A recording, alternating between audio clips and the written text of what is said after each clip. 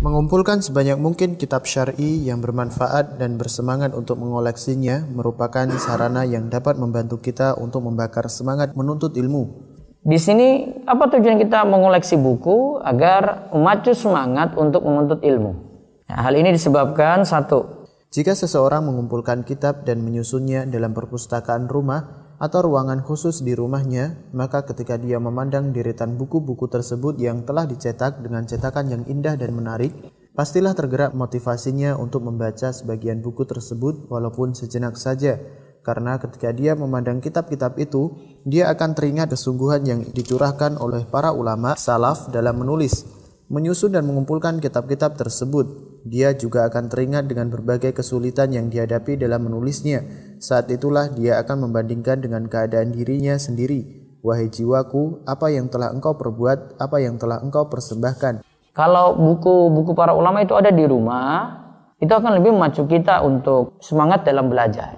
Terus yang kedua, ketika dia melihat kitab-kitab yang banyak di perpustakaannya dan belum terbaca, dia akan bertanya pada dirinya, sampai kapan aku mengumpulkan kitab dan tidak membacanya?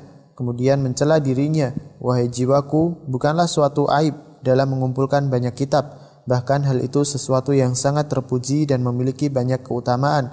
Namun yang menjadi aib adalah ketika engkau meninggalkan untuk membacanya, maka sadarlah dari kelalaianmu dan bangunlah dari tidurmu. Ya, jadi mengoleksi kitab bukan suatu aib, hanya keinginan dibaca untuk mengatamkan kitab-kitab tersebut. Terus yang ketiga, terkadang seseorang mengalami kesusahan, kegelisahan, dan kesedihan sehingga mendorong dirinya untuk melakukan apa saja agar bisa melupakannya.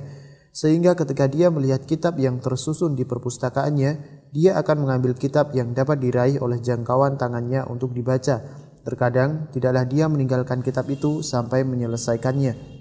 Jadi ada yang hatinya itu susah gelisah dihibur dengan kitab, sehingga dia baca buku-buku yang ada sampai tuntas. Terus yang keempat, menginfakkan harta untuk membeli dan mengumpulkan kitab adalah amal kebaikan, sehingga orang tersebut diberi pahala di dunia dan dia akan memperoleh manfaat setelah dia meninggal dunia dan berada di dalam kuburnya.